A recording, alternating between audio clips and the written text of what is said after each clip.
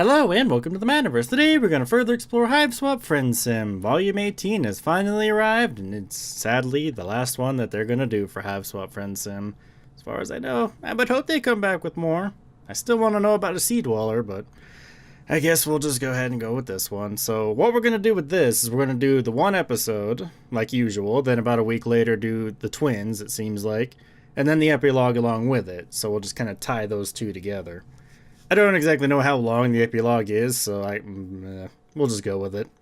But let's just head on into it. You crash landed on a planet called Alternia. You staggered from the wreck of your ship.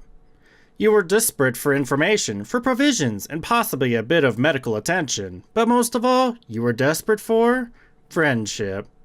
Is what you could say if you were written by a bunch of hacks who cared about the Aristotelian ideal of narrative unity. Hopefully I said that close to right. Possibly you could make some reference to a circle being complete in a thoughtless and imbecilic manner. But we're all in this together, right? And we've all learned and grown enough to know that there is something deep and dark and absurd brewing beneath the surface. This really isn't about friendship anymore, is it? You've got enough friends. Now you need answers. You need... Oh, god damn it. This was just the intro scene. Yes it was. So we got Lanque. I'm gonna go with Lanque on this one. Even though it does look like Lanque. I'm not exactly sure how to say that. And Barzum and Baisley. Okay, well, let's go with this, I'm just gonna call him a model-looking guy? That's what I'm gonna go with.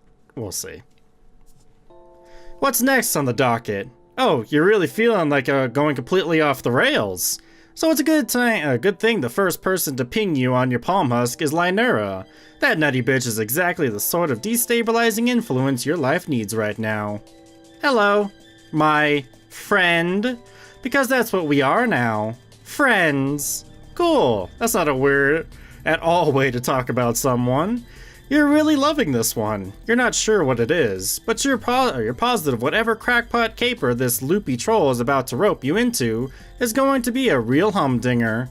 There's a sense of finality in the air. You can taste it. Lanque does you the courtesy of listening to you say all that shit without getting super put off by how much of a freak you are. It's good to say that I said that all out loud. That's nice. Listen up. So I was thinking... Since us becoming friends has worked out so well, I'm starting to think maybe it'd be a good idea to give making more friends another shot after all, I guess. Forgot Lanque is the kind of one that's like, she's down in the dumps. Duh. I'm making it way energetic. That's what I was thinking. So there's a party I was invited to. You see, the fellow Jades in my cloister always sneak out to go to these things. You gently suggest to Lanque that she should hurry it the fuck up. Okay, so I'm nervous to go, and I want a friend to come with me, okay? Is that crazy? No, you don't think that's crazy at all. You think that sounds fantastic, actually. You didn't ask for any details, because who gives a shit? Of course. Oh, hey, we're back here again. This is about the same place. You show up on the block, you're not gonna talk about how you got there or whatever, because what a waste of time. Because what, yeah, okay, you're just there. Lanque has met up with you, too. Lanque mentioned there might be dancing, so you decided to really dress up for the occasion. Oh man, you went fucking nuts. You're wearing a cape and shit, but also like fishnets. Maybe a sexy bra if that's your thing. Whatever you happen to drudge out of some dumpster or another. Of course. I'm picking dumpster clothes. I mean, I don't have any money, so I guess that makes sense. Honestly, you can imagine whatever you want here, but now it's complete bullshit and you look like a total slut. Oh my god. Lanque isn't wearing anything special because we would have had to pay someone to redraw all her sprites. From the looks of it, you're heading over to somebody's hive party? You're rolling up on some kind of joint that, from past experience, you can now surmise is an alien domicile.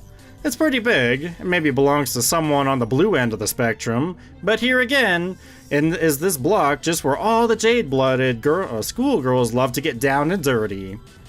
It hits you like a bucket of ice when you realize whose hive you're walking straight towards this time. This is Ardada's hive. Oh, that's just great. Your friend Ardata. Boy, do you love Ardata. Can't wait to see her again. As you approach, some of the words are very far down there. That's the first thing I got to say. Jeez, move up the text a little bit. It's a little far. As you approach, you can immediately tell what kind of deal they're going down here. You can hear the tunes bumping from all the way down the block. And when you get near enough to see there are obviously a bunch of teens passed out drunk on the lawn, this is a full-blown frat house rager. Definitely doesn't seem like Lynura's sort of scene. That's because it isn't. Oh my goodness, I can't believe I'm doing this. You kind of can't either. You're not even in the front door and you can already feel the sweat pouring out of your armpits. This is going to be so much fun. You pass all the smashed lawn teens and go up and knock on the front door. You have to rap on it a few times until the telltale sound of clicking heels faintly reaches your ears.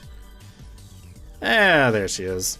The door opens and you discover that a gracious hostess standing on the other side is none other than your best friend, Ardata. Woohoo! She looks surprised to see you for only a moment before her face resolves into a wicked grin. My. Look what the perbies dragged in. Back for more so soon, my sweet? You're not actually sure how much time has passed since you last ran into Ardata, but it doesn't feel like it can be described in any metric by soon. I mean, it's been a few months, at least. You've been physically savage so many times since you're not sure what you're blocking out, though. Yeah. You tell Ardata you're really glad to see her, because you totally are. You tell her you weren't expecting her to be hosting a party, though. Oh, I don't know if I'd call it a party. More of a friendly kickback of sorts. Sort of exclusive, really. All of the world's finest influencers are here. How exactly did you hear about my little shindig? While I certainly consider you to be one of my finest friends, I don't recall inviting you. You gesture vaguely to Lynura. She doesn't seem to know how to lie, and immediately cracks under the pressure. One of the other Jades from my cloister told me to come. His name was Lanque. There we go. Surprised it's not capitalized. But I don't think he was invited either. I get the impression we kind of always came out here. Basically, we're crashing, if that's okay. Well, of course. What's an informal soiree without a few entirely uninvited interlopers? Lynura doesn't seem to know if she's being sarcastic or not, and you aren't sure if she is either, to be honest. You're like, are you fucking with us? And she's like, ho, or whatever. Of course not. I just have but one question for you, my dears.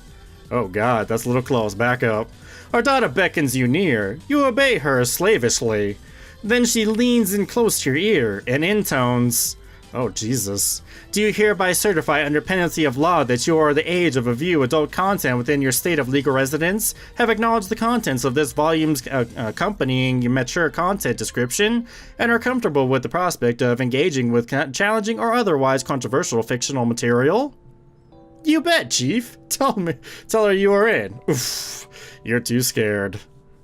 You bet, Chief. That's good to hear. Why don't you come right in then, my dear? I don't want to see you making any little posts online about my party was too fucking problematic for you, though.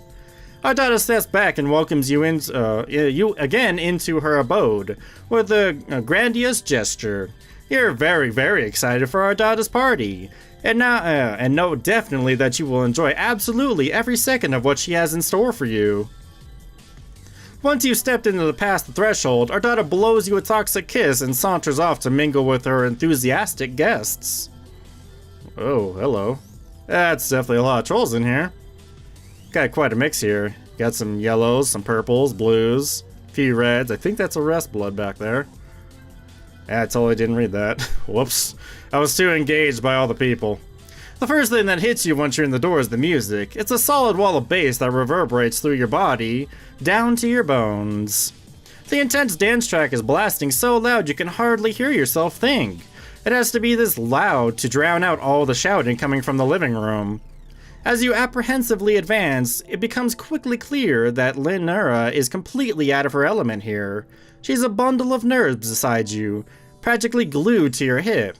When you actually step into the living room, she physically attaches herself to your arm. Wow, this is more than I was expecting.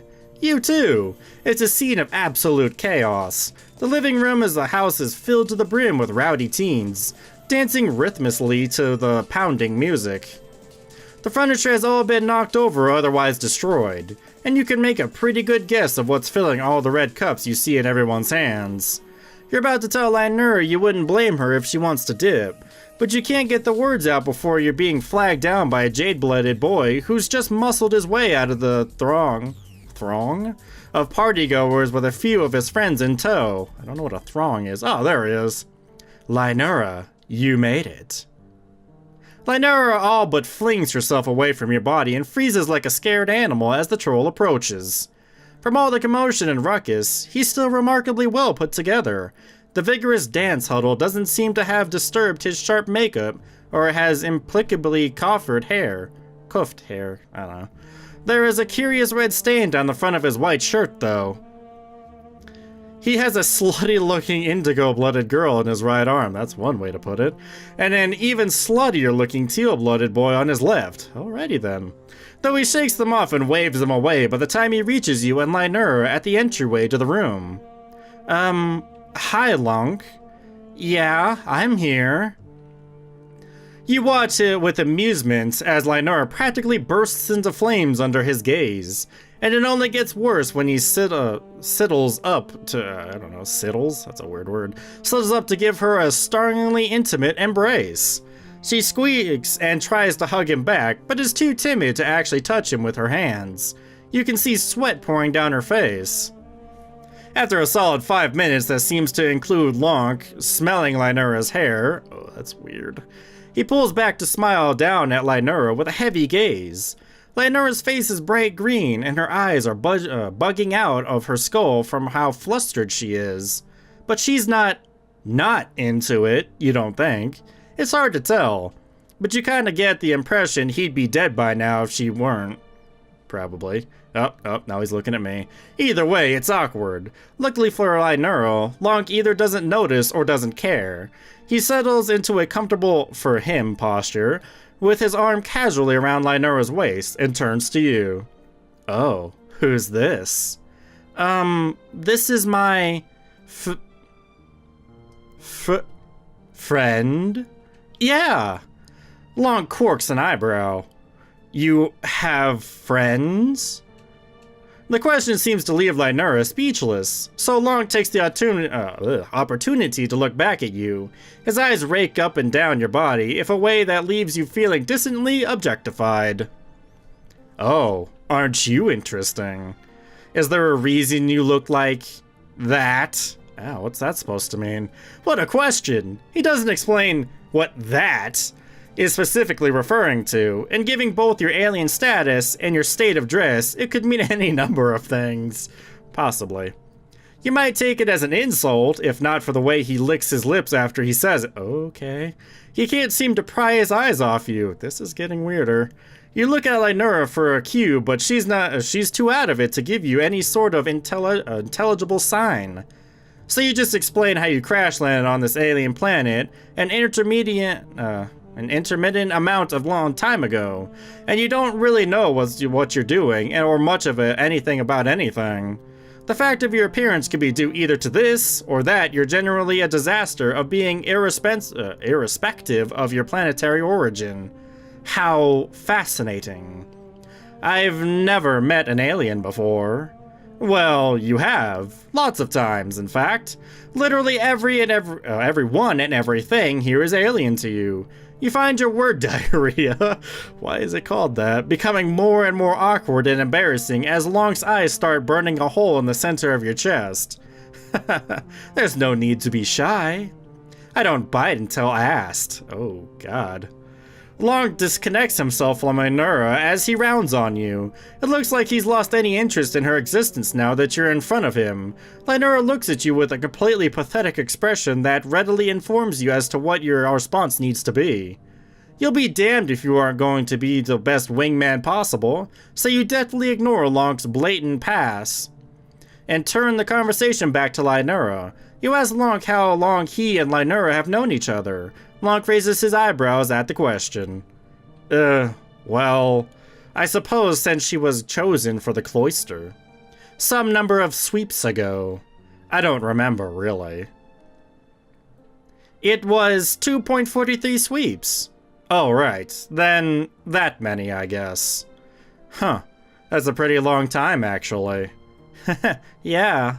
Pretty impressive that you managed to go a solid 2.4 of them without saying a single word to me that wasn't circulated to me secondhand from your snide gossiping behind my back. Wow. Talk about whiplash. Lynura's eyes get big like saucers. What? What are you? I don't know what you're talking about. The tone of the conversation has totally morphed from fire to ice in an instant. Though neither Lanque's expression nor demeanor have changed much, he slips in the knives with all the calm posture of a casual statement. What, are you going to pretend you didn't spend the better part of past 2.5 sweeps complaining about how much I disgusted you? Come now. You do know that everyone is aware you're a nasty little bitch, right, Lynura? I mean, don't take it the wrong way. How do you not? I really don't mind. I'm hardly in a position to criticize. I was just curious what caused the sudden change of heart. After so long decrying my vain and slanderly lifestyle, have the impending ordeals finally made the little clock start to tick down in that dry, dusky nook of yours? Did you figure I was the only one who might be loose enough to be willing to clean out the cobwebs before you get shipped off to Space Church and never have the chance again? Just wondering. There's a long, excruciating moment where Lynura says nothing. She just stares up at Lanque beside her with a completely shell-shocked expression. But before you can try to pipe up, in Lynura's defense, she bursts into tears. Oh no. When Lynura suddenly turns and makes a mad dash to run out the door and away from the party, you're torn between running after her and giving this jerk a real piece of your mind. Your mind's made up when you look back at Lanque just in time to catch him rolling his eyes. Hey, you say? That was kind of rude, don't you think? Lanque snorts. Me? Rude? Are you perhaps attempting to fuck with me? Clearly you haven't spent much time around this bitter pill if you think that was anything short of precisely what she deserves. You concede you maybe don't have a full enough grasp on Jade Blood Cloister social dynamics to make a definitive judgment on whether or not Lynura deserved to have been so ruinously owned. But she's your friend, and what good are you if you don't stick up for the people you care about? I have no idea what even got her so upset. Like I said, it's not like I really care what she says about me, but you don't get to spend as much time as she does being a venomous little snake and act surprised when someone calls you out on it. Then why did you invite her, you ask? It seems needlessly cruel of Lanque to lead her on false pretenses, if he'd never intended to be her friend at all. I promise you, I had no such designs. The only reason I even invited her to this little thing, I said little, there's no little, ignore that, is that my ex is being a real blood-sucking bitch and no one else wanted to go. I was willing to give her an honest shot, but I have no time for a vicious, slandering nag who can't even admit what she is. I thought it might be interesting to see what that crusty little shrew, might be like if you could manage to wrest her bulge free from whatever excruciating knot she's got it tied into, but I guess now we'll never know. Well, this is clearly a conversation you're going to have to Switzerland out of pretty soon. Switzerland? What? You try to explain that hysterical significance of Switzerland's political neutrality on your home planet. Lanque's eyes glaze over like he's listening to you recite a sports almanac of critic stats. Or cricket, not critic. That's nice. Anyway, since I seem to have scared away my date, why don't you stay a while so you and I can get to know each other a little better? You seem much more interesting than she is anyway. Oh god, get back up, dude. When did Lanque get up so close to you? Your heart beats a little faster when he smiles at you like that. So poisonous and shamelessly laced with intent. Lanque is definitely not the only one coming off like a snake here. I've less time to waste than most, my dear. Never seen the value in beating around the bush. Well, maybe it'll be societal prudent for you to go after Lanque and make sure she's okay. But it's also not her volume of the Friendsim. So instead of doing that, you're going to stick around and see what this spectacularly briary prima donna is all about. You had your fucking chance to bail out of this shit show, but all that's left to now is barrel downhill as meteorologically as you can manage. Yeah. Fantastic. Care to dance? Why the fuck not? Lanque laughs pleasantly and reaches out to take you by the hand. The contact gives you a little thrill despite yourself. He's got nice hands, soft and warm and well taken care of. And you know it's going to be one hell of a ride, wherever he's taking you. Come with me.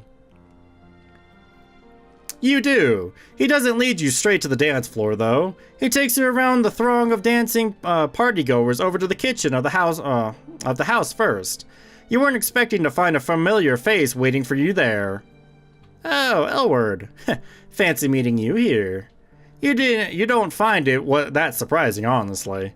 You two know each other? You could say that. That's just great. Do you give discounts to friends? I sure fucking don't. You know the price, pretty boy. Pay up. You're a little confused. What is being purchased here exactly? Elward gives you a funny look. You a drone? What? Hush. Okay, ow. I just got butted out of that conversation. You do as you're told and watch as Lanque and Elward carry out their shady transaction. Lanque hands over the credits and receives an opaque little baggie of something in return. Oh well, you guess you don't really need to see what's in the thing to figure out what it is, at this point. As soon as this deal is done, Lanque has his hand of a small, Lanque has his hand in the small of your back and is deftly guiding you away from the scene of the crime. Is buying drugs a crime here? You aren't really well versed about the laws of Alternia, but it honestly doesn't seem like anybody would give much of a shit about anybody doing drugs out here. You guess the clandestine transactions are just for the aesthetic. Lanque's got your back in a shady corner of the party and is pressing one of the tablets he bought into your hand with a sly grin. He expects you to join in. You're like, hold on a minute. Your experiences with alien drugs haven't really been that great, honestly, and you're not sure you're that excited for a repeat performance. Lanque's immediate response is to sneer. Oh, I see. You're one of those people. One of what people? You know. A bit boring, maybe? There are many words that can be used to describe you, but you don't think boring is a remote contender. You're always doing all kinds of unbelievably stupid shit, and getting into uncountable, wacky, and life-threatening situations. Is it really that fucking much to ask for there to be one time you don't rush headfirst into doing something you know is going to fuck you up and be totally awful? Lanque's lip pressed into a thin, annoyed line. These things aren't cheap, you know. I bought them for you. Well, you didn't ask him to do that, did you? Oh, come on. You're really going to be like this? Yeah, you totally are. Lanque sighs dramatically. Fine. Oh, great. Hey, man. Lanque casts around for the nearest victim and grabs his attention with a hand around his wrist. To your dismay, it's your sweet and innocent hot dog chum, Diamond. Alas, there's nothing you can do to stop him from falling prey to Lanque's wicked designs. Here, have these. Oh yeah, great. Thanks. I love to put drugs on my wiener. Don't. That sounds so weird when you say it like that. What a tragedy. But before you know it, Lanque has a hold of you again and is dragging you off. Let's just dance. You're too much of a square to do that. Or you're not too much of a square to do that, are you? Of course not. Dancing is basically the one thing you actually plan to come here to do. So that's just great. You go along with Lanque enthusiastically when he pulls you over to the writhing mat of bodies, bumping and grinding on the dance floor. You get down to it. You soon discover that Lanque has a very interesting dancing style. And by very interesting, you mean it primarily consists of directly grinding his body against yours, in an incredibly shameless fashion. Well, that's just great. But pressed in as you are from all the sides by sweaty, inebriated bodies, there's not exactly much room for a troll Gigas to begin with. Gigas, I guess. I don't know. Lanque is up on you so close it's hard not to sweat. He has his hands at your hips and your face fixed with sharp eyes. His heavy stare is nearly hypnotic, so blatant and undisguised in his expression. It's clear what he wants, and maybe there's more than you're prepared to give. But when he looks at you like that, it's impossible to look away. You just go with it. Why not? It feels good, and you're not like anyone else. It's not like anyone else is watching. You're surrounded by trolls, boxed in and pouring sweat, and yet it feels like you're the only two people there. Oh god, dude, back up. Lanque draws in, teeth by your ear, and this close you can hear him easily even over the overwhelming pound of the bass. You have the palest skin I've ever seen. Yeah, you tell him you're literally white. What's with the F's? Which is like blank. That makes you super racially inoffensive, FYI. You let Lanque know he can see you any way he wants, which is even more woke than making a decision. Thin as paper. I can see all the way inside of you, all your veins and your red blood. You smell like candy. Why would I smell like candy? I wonder how you'd taste, oh god. Oh wow, you say. That's like some shit a vampire would say. Presuming I'm a rainbow drinker would be an awfully reductive and literal reading of my character.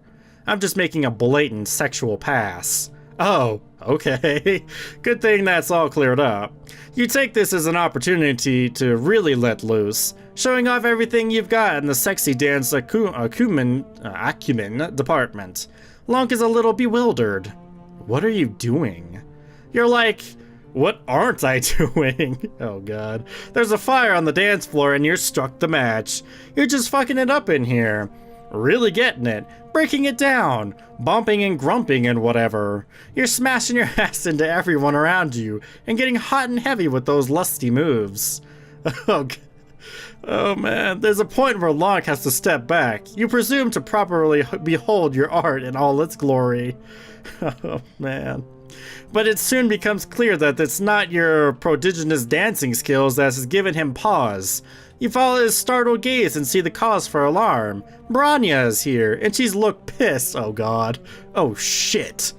Bronya is still standing in the entryway contending with Ardata, and it looks like she hasn't caught sight of you yet, but Lanque isn't wasting any time. And he's out. Before you realize what's happening, Lanque has you by the wrist and is hauling you away from the dance floor, and off down the hallway. What's up with him and Bronya? Lanque finds safety in a bedroom. Respite block, you remind yourself. When you take stock of the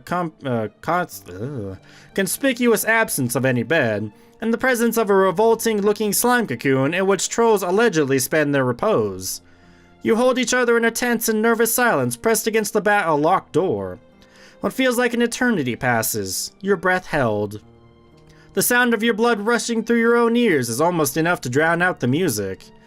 Seconds turn to minutes, and nobody comes to find you. It seems, for now, you've escaped Bronya's notice. When you turn your head to look back at Lanque, you find he's been staring at you for some time, of course. I haven't been able to take my eyes off you since the moment I first saw you. You're just so interesting. You freeze like a hare staring down a snake.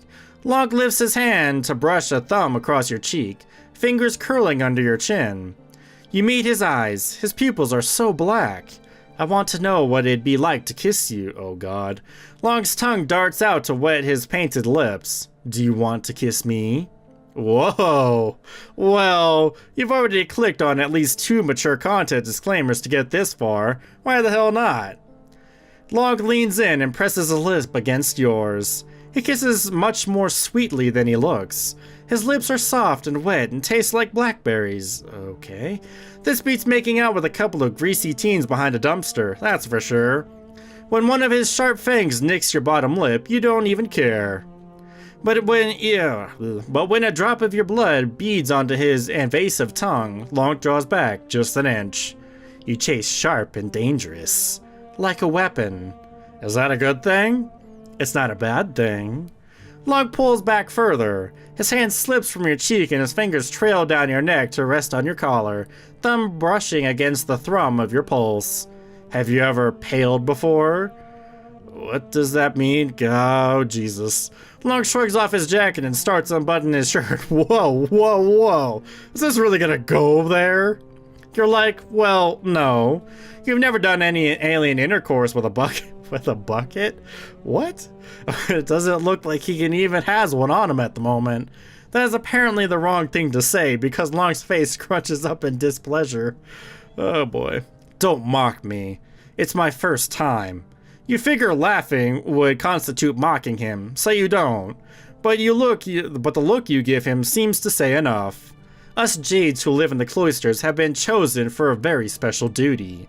We're expected to adopt a chaste and ascetic life as service to the constitution of our species.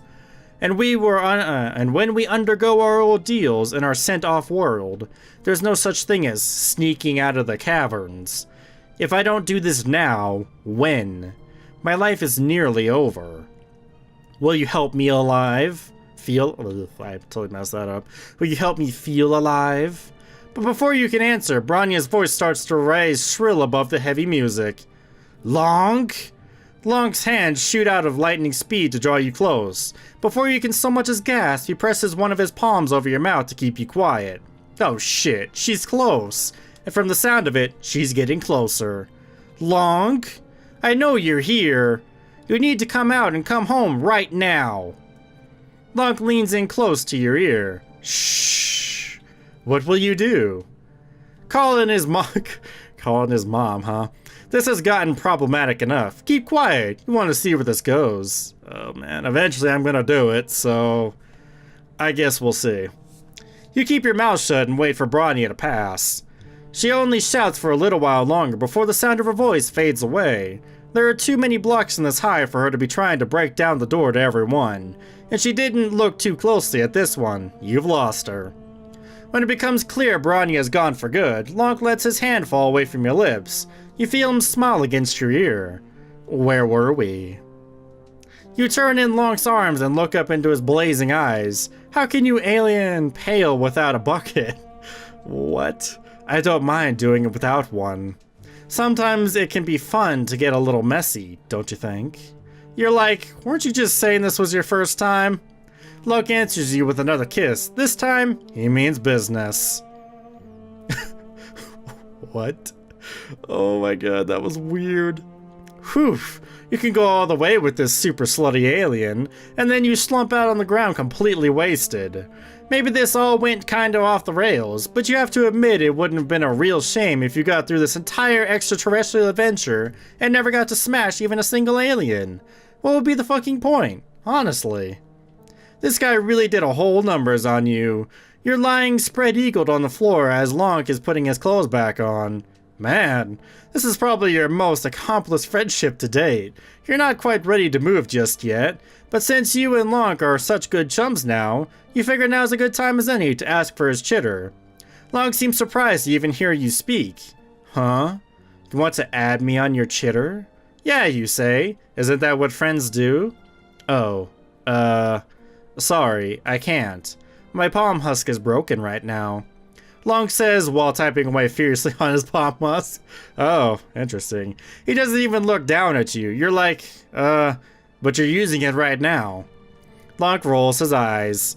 I thought you would take the obvious hint. What obvious hint? Lanque huffs. Look, I was trying to be nice, but you just weren't that good, babe. I don't often ring the same bell twice, but if I were going to consider it, you would have to show me a better performance than that. Whoa. Holy shit. That's that, you guess. Your lowest low. Your first time banging an alien, and you couldn't even satisfy him.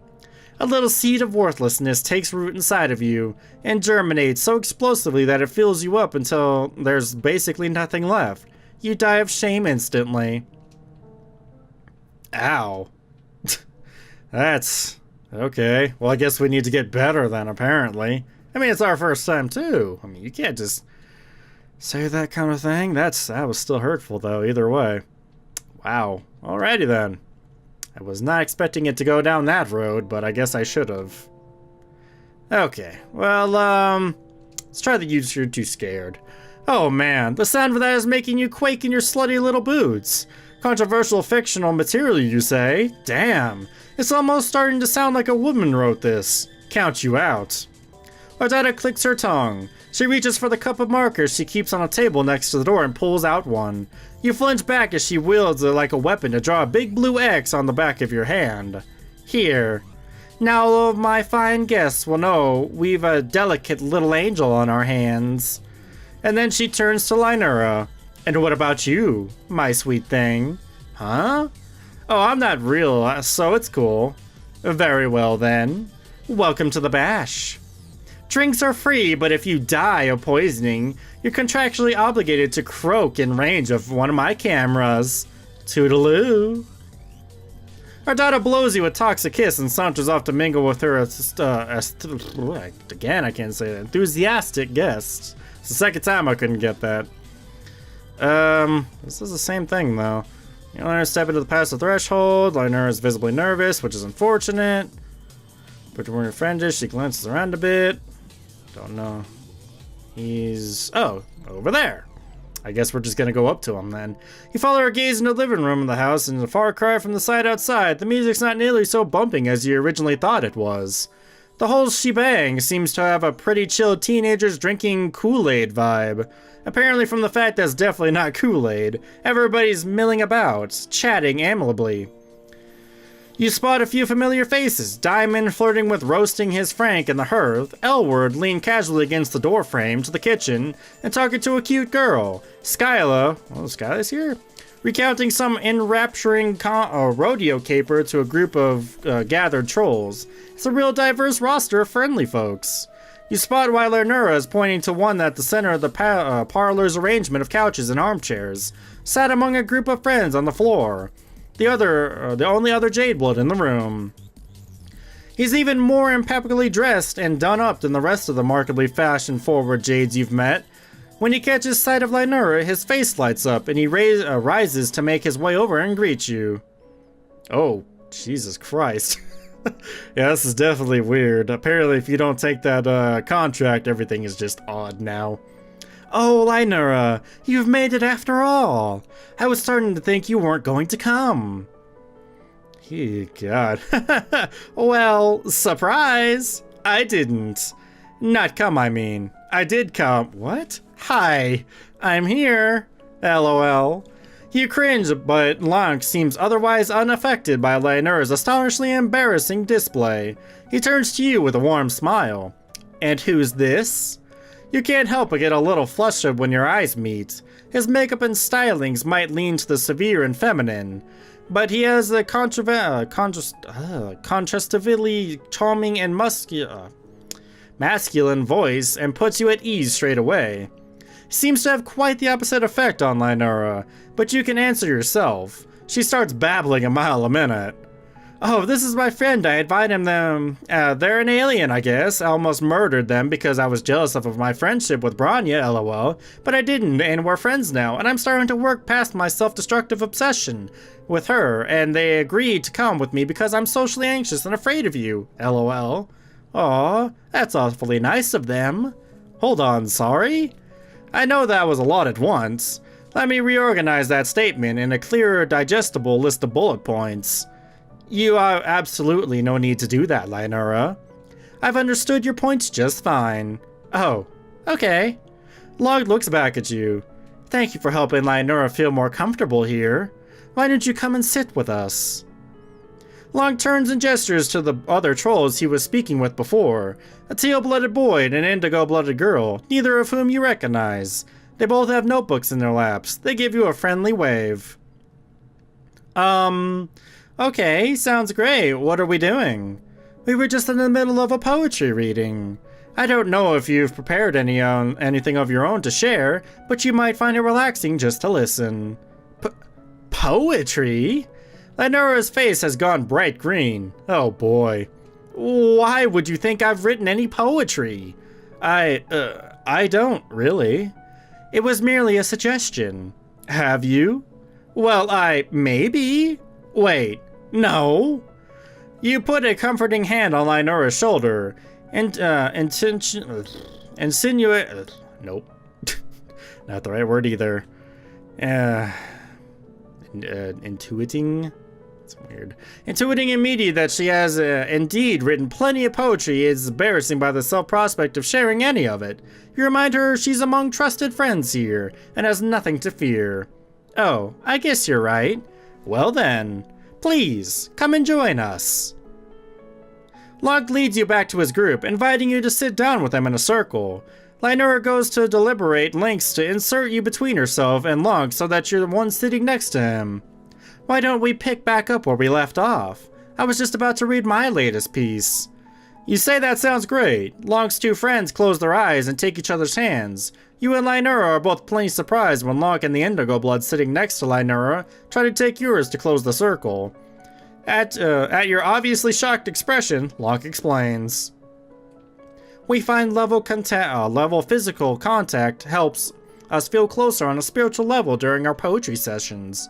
But if you aren't comfortable with it, you're under no obligation. You feel really respected right now, so you and Lionura both ascend to join the circle. She even takes the initiative to hold your hand first. Lanque reaches out and takes your fingers gently in his. You don't know what it is, but you can't help yourself from blushing shyly. His hand is soft and warm in yours, short red nails immaculately manicured. Then, let me begin. This is a short poem I've written in a free verse, based on something haunting me as of late. Reflecting back on one of my most complicated and passionate past relationships. Forgive me, this might be a bit raw. It is as of yet untitled. Lanque draws a deep breath and closes his eyes. His notebook is open in his lap. You can see the poem written there in an elegant hand, but he doesn't need to look at it to recite the words. What is the meaning of a memory? A question I oft ponder. Intangible and untraceable by anything but the mind, yet so potent as to leave one sick, as if poisoned or wounded in a literal sense. And what meaning is there in regret and longing? Can my lamentations change the past? Will they move the future? Shall they amount to much more than what unmoors my here and now? If I restrict my world to that but which is before my eyes, to those whom I may touch, to that which I might alter, one would not doubt conclude that thoughts of you are last among what I consider to matter. And still you haunt me yet, like a scar, like a disease uneager to abate. Who are you, and who am I, after so long without you? I know, I don't know, I won't know. What do I know? But what do I know, and what can I even mean to know? No, no, no. Ah, though it so vexes me, though so little I valued in it when it was before me, a thing and a you I could touch and see, and now and hate, or know and hate and wonder. Revile/worship? Okay. Know it and you are a traceless ghost, and I preoccupy myself with nothing but futile tasks of redefinition and reinterpretation, and circuitous dwellings on that which I understand even less now than in the times when my wonderings might have been so easily answered, with a question or a bite or a kiss, or even a single word spoken honestly.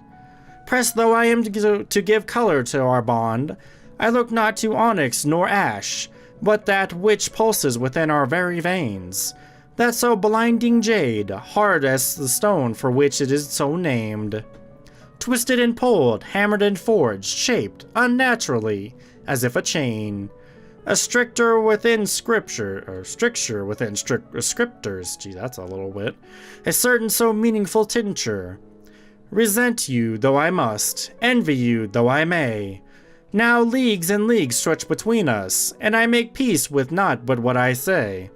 You are only that which is within me, my blood and my mind, and that is, at once nothing, and the most elementary definition of everything. That was pretty good. I liked it. Didn't really understand much of it, but it was interesting to say the least. You realize you were holding your breath when Lanque finally finishes. The circle falls into meaningful silence, taut as a wire. The tension breaks when his eyes flutter open, tears spilling over his long lashes.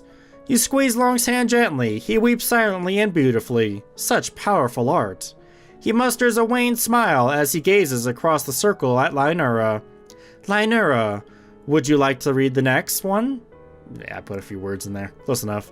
Laenora looks stunned. There's moisture gathering in the corner of her eyes. Of course, anyone would be moved by something so emotional and raw. I guess I have a poem I could read. Laenora takes out her planner and opens it, breaking the circle of held hands. She can't recite it from memory like Lanque. When she speaks, her voice is small and timid. This one's called Still... I'm still... Oh, still? I guess that was it?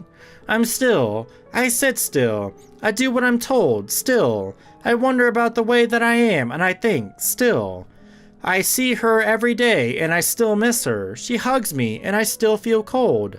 I'm surrounded by people, and I'm still alone.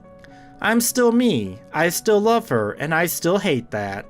Wow. You're really proud of Laenora for opening up like this. She's crying too now. You reach out to take her hand back into yours.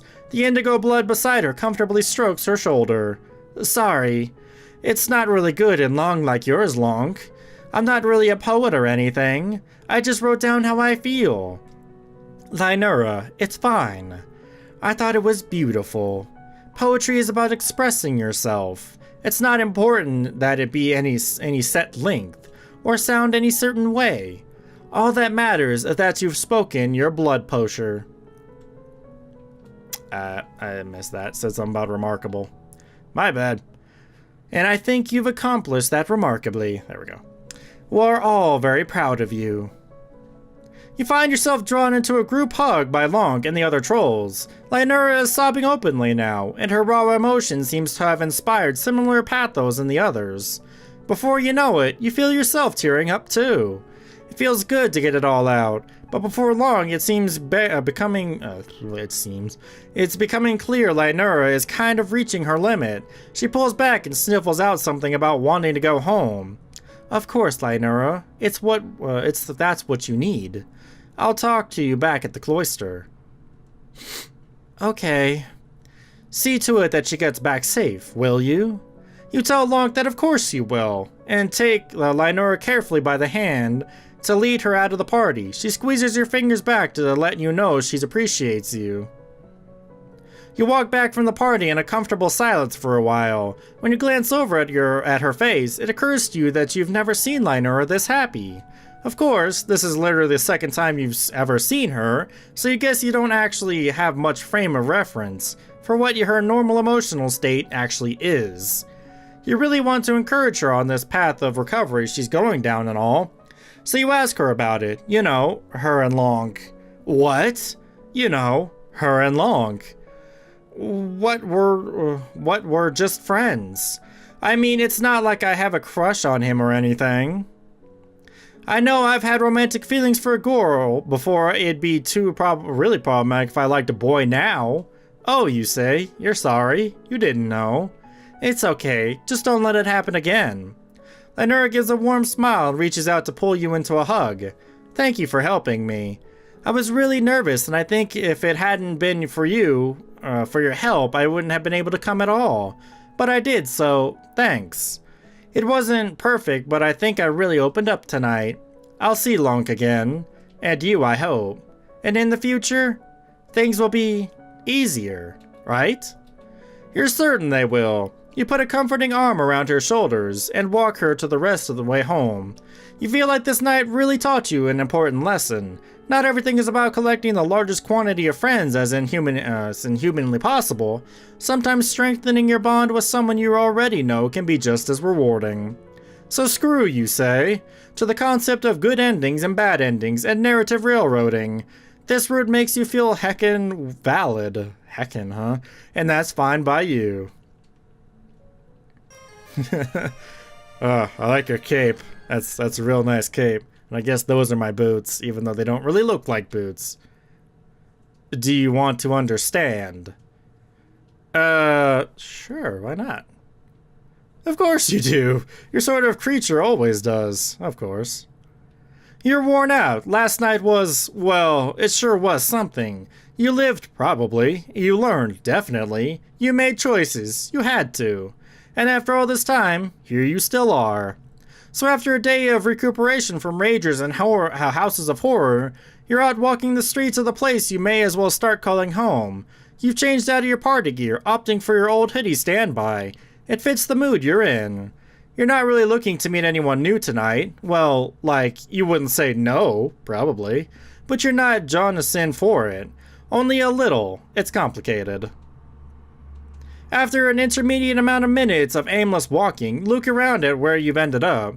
You seem to have wandered into a dirt pile. Oh, you know this dirt pile. It's Fozzer's corpse field. How did you get here, you wonder? You're pretty sure you were just on the other side of the city, with no particular desire to come anywhere near here. It's probably fine. Just your deep, innate bro-honing skills taking over your goddamn body. Just little friendship things. You look around for your pal Fozzer, peeking down into a few of the deeper holes. You might as well say hello since you're here and all. Holy shit, that again? Curiosity killed the cat, but you've definitely got more than 9 lives, so you shrug and slide, not gracefully, down into the shiny hole. Fozzer is nowhere to be found, but there is a window down here. It's almost completely unearthed, and doesn't take much effort to free it the rest of the way. At first you think it might be some cool new trash you make art with, but when you look closer, you could reconsider. There's a whole ass room you can see through the pane of the glass laying in your feet. That's weird. Weirdness isn't typically a deterrent for you. For you. Okay. But usually there's at least some consensual coherence. Doors are in walls surround rooms. You aren't used to the finding parlors and ditches. Is there a latch or something? Maybe you do a polite little knock? There might be friends in there. Damn. You could really go for some friends right now. Is there protocol for approaching ditch window? Allow me to stop you there. I am a timeless being of the void, but even my pages have its limits. Yeah. Fun is fun, but this frivolous nasal gazing is no longer necessary. Navel gazing, not nasal. Close enough, I guess. Coming from behind the shadow of that narrative test is so very hard to see your face. What? You aren't sure where you are, and it's unsurprisingly a little nerve-wracking. You look over your shoulder at the window, you guess, so you just fucking come on through. The Alternian sky is framed by the edge of the dirt hole, and the knot in your stomach loosens a bit. Hopefully that means this is a two-way portal. Wait a minute. Isn't this the epilogue? I was gonna do that later. Well, too late now, I'm already in it. Might as well do it. You turn to look at your surroundings and oh, there's someone here. The guy you just heard, you assume. He doesn't look like any of the other aliens you've met. Oh, I'm not an alien, or no more than any of this alien to each other. In fact, nothing is alien to me. The root concept behind that term is alienation, being forced from that which is natural. Nothing is unnatural to me. I look upon all realities as equally inviting and approachable. It's you, my dear, who are at a place. I could see that even if it was not omniscient, yeah, I said it weird, but it was right, which I am. Okay, so not an alien, which no horns or a cast sign though. He's definitely not a troll. Whoever he is, he seems to be white. Just really white and round, and his outfit is admittedly kind of dope. Looking at him really ramps up your friend thirst. He's just got this quality about him that you've got to get with. You take a step toward him, almost without thinking about it. Oh, my apologies. That compulsion has become extraneous.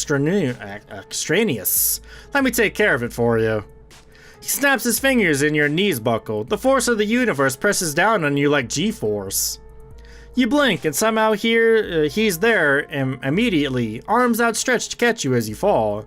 He turns you to a cash lounge and you drape yourself weakly onto it. Please, have a seat. The emotional transition might be a tad uncomfortable, but I know you've handled worse. You're quite the soldier. Allow me to be the first to say that I am very pleased with your work. I knew exactly what you were going to do, of course. And most of your work was, in fact, my work. Regardless, congratulations are in order. What is this guy talking about? Your work? You try to parse what he says, but your body is still shaking from whatever he just did to you, and it's hard to think in there. You suddenly, sharply don't feel friendly toward him at all anymore. Toward anyone. The void left by that feeling is a freshly gaping horror. It's like who you thought you were carved it by itself. A black hole personality eating your body up from the inside. You try to pull your shit together. He seems like he means business. This is no time to lose it, no matter if your sense of self is shattering. When you are truly reflect on yourself, you surely can't, with any honesty, claim to believe any of this was by your own making. Crash landing on a hostile alien world, surviving the impact, dragging around a half-broken body and somehow not immediately being eaten by local fauna? Did you learn an alien language just by thinking about it very, very hard? Right. Malik said something about that. That you were speaking perfect Alternian, and it was kind of weird, but you kind of just accepted it. For no good reason. That's your whole deal. Your friends all accepted your quirks. That's what friends do. You say it to convince yourself as much as to prove it to him. So many trolls, so many fascinating aliens, and all of them wanting to know you. Did you really think you managed that on your own laurels? Were they all drawn to an indefiable something, je ne sais quoi? Well, yeah. You had this whole emotional arc. You got self-confidence. You grew as a person and helped others to grow. The white text guy doesn't make expressions, but you get the feeling he's looking at you pityingly. I find you sweet, honestly, I do. I don't intend to cause emotional injury. I'm just telling you the truth. I never lie, you'll find. It isn't like you've done any admirable quality. It isn't like you don't have admirable qualities of your own, of course. You have made quite the valuable vessel for me, and I appreciate that very much.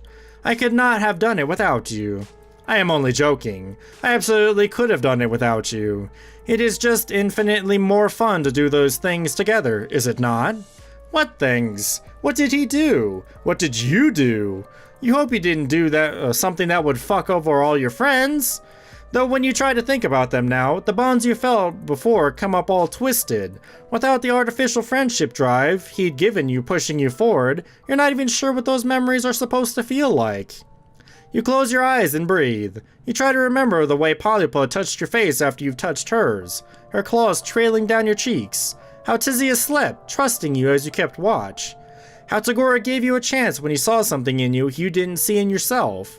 However, not that long ago, you got that shitter handle on an extremely friendly Jadeblood boy. Those moments are like the memory of warmth to you, blurry, cold, and out of reach. Was all that nothing? Your heart is a chasm. Don't worry so much about it. I simply needed some dots connected, some pieces in place for my next move. Choose whichever metaphor suits you. Whichever way you frame it, because of you, everyone will soon be in their right place. Shit, what have you done? Your head starts to spin and you think you might cry, so you pull your hood up over your head to block out that harsh green of the room.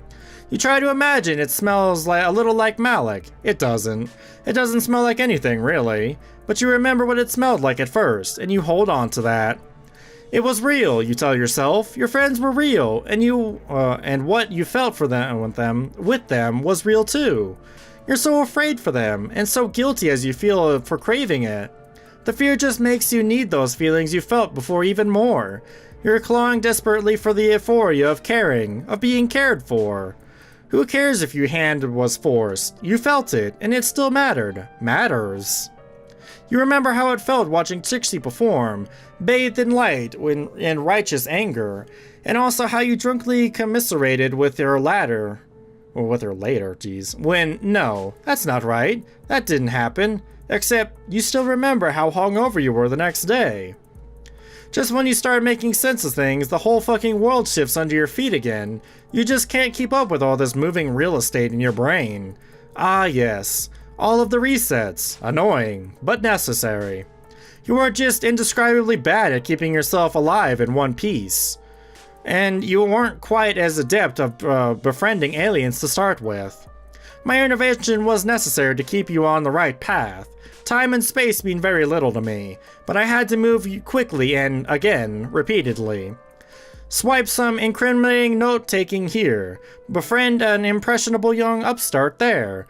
Anger a trawler bearer. Inspire some bandits. You know how it is. You have to throw the temporal spaghetti at the wall to see what sticks. I'm sure if you look back, you will be able to see traces of my deft touch. So a few memories may have slipped through the cracks here and there. Timelines tend to collapse in each other if you weren't careful. Your ability to mentally withstand such an event, and so often, is a testament to my acumen in choosing you for the task. And you even almost caught on a few times, which I must say, I was not expecting. You almost listened to the silly little girl who likes to dress up in big coats and cause me trouble.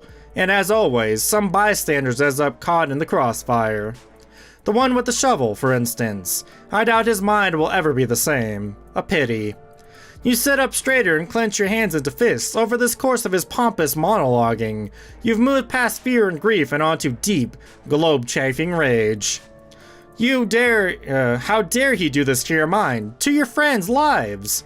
What was so important that white orb asshole had to fuck with the destinies of everyone you've grown to care about? There are answers out there, and you deserve them, and so you demand them. Adorable. Yikes. You shift on the chase lounge so as to better hide your famous legs from this creepy round fucker. Oh, calm down.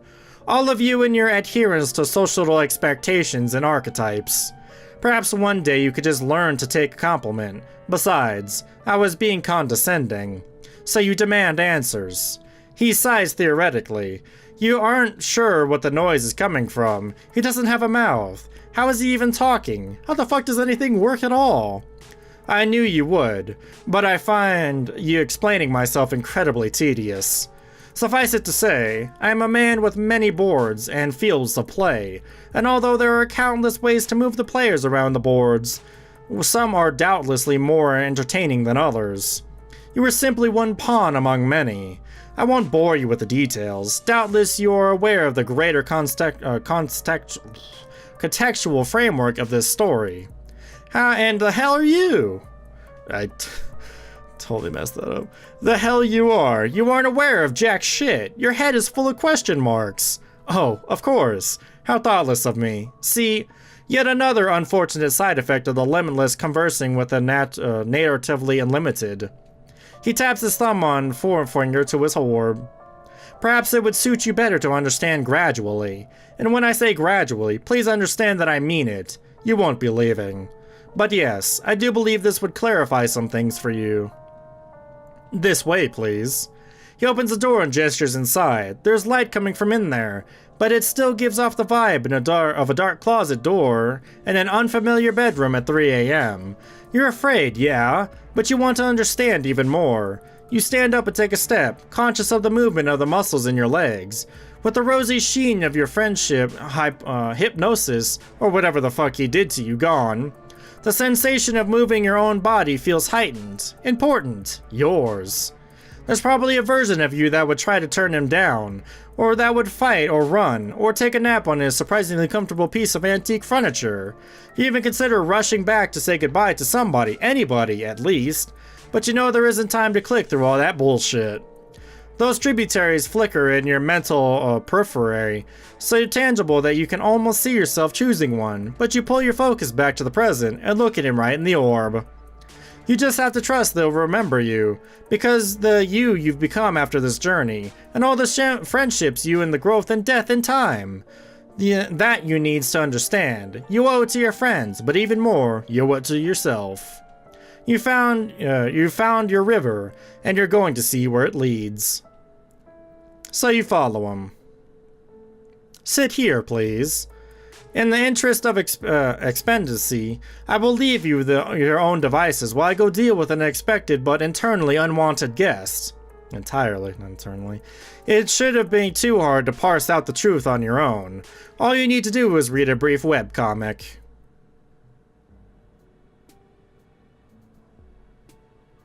Oh.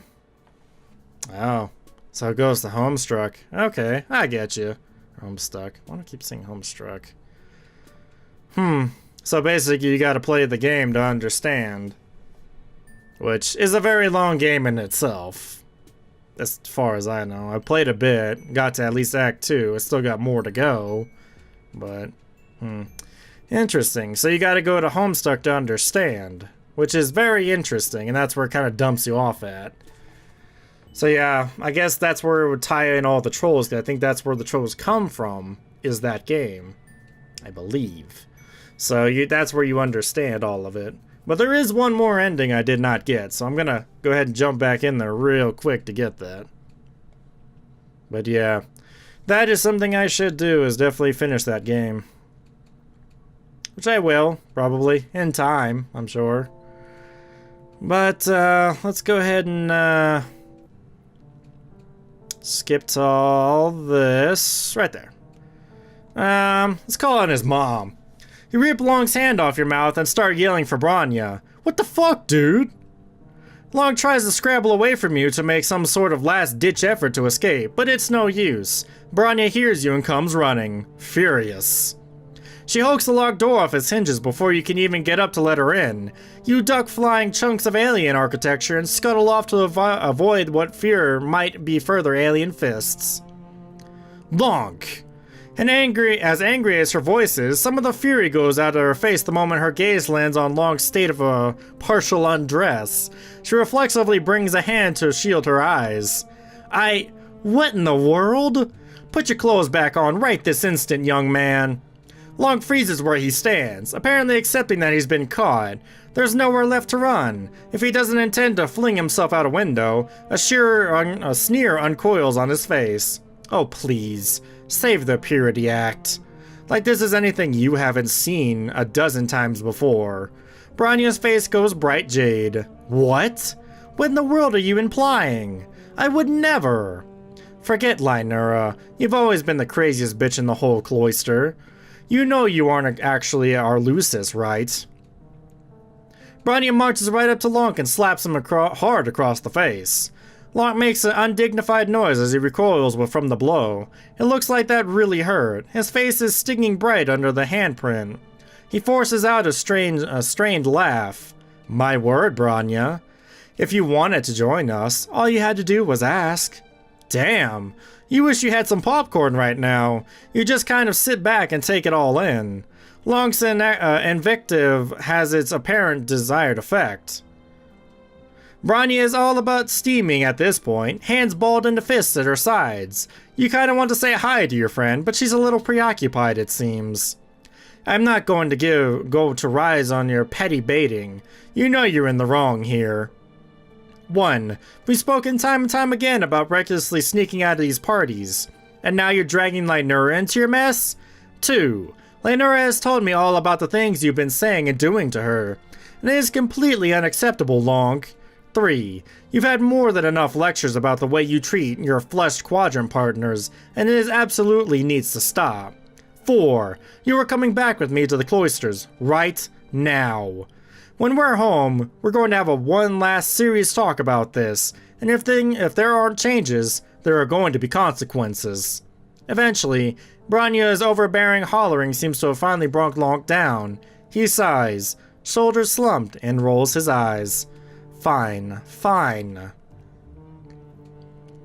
Bronya crosses her arms indignantly as she waits for Lanque to finish fixing his clothes. Lanque buttons his shirt, puts on his jacket and his tie, and when he has to go to retrieve his palm husk, which he seems to have discreetly slid over to where you're standing, he casually slunts his way over and instead of picking up his own device, snatches yours out of your hand. Hey, I've gotta go, but let me give you my chitter information. Maybe we can pick up where we left off later, sweetheart. Bronya stomps over to grab Lanque by the ear and drags him away, but not before he finished putting in his chitter contact info into your palm husk. He shoves you back into your hand, mouths you see you later, and as in they fully hauled out of the room. Hypocrite. You need to shut your mouth. And then they're gone. Wow. Fred, is ship accomplished? I guess? There we go. Chitter mutuals. I saw the bra now. That was great. Oh man, I look so stupid. I guess I was asking for it. Game over, just because I didn't want to get the explanation that I already know about. I mean, I'm pretty sure that's how it starts. And then you just gotta go to, yeah, it just says, do you want to understand? Alright, well, I guess that's it then. So I guess we'll do the twins and that's it. I wasn't expecting to go into that right now. I guess I should have, guessed that that was gonna happen. But that would be the end. If I had played the twins and then done that, that was my plan, but it didn't go that way. Oh well. But it's interesting that they bring you to Homestruck, though. Because I guess Homestruck was the beginning of Hiveswap. And then that's kind of how Hiveswap began. And then hopefully Hiveswap Act 2 is coming out soon, since, you know, this game is now over. So I guess you got Homestuck to, you know, bide your time and learn everything about Alternia and the trolls and everything before, you know, this all happens. Which is still interesting. So, yeah, I gotta finish Homestuck though. I've got more to go. It's pretty long to read, you know, to get through all that. It takes time.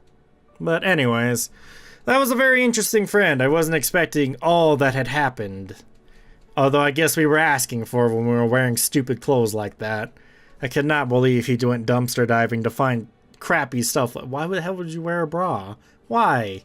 It's like dumb. The cape is I mean, capes can be cool, I suppose. And then fishnets? Terrible choices. But interesting nonetheless. So we got the twins left, and then that'll be it. So I guess, well, about a week from now is probably when I'll do it. So I guess I'll see you guys then. So thank you for joining me for this adventure. I'll see you guys for the next adventure. Bye.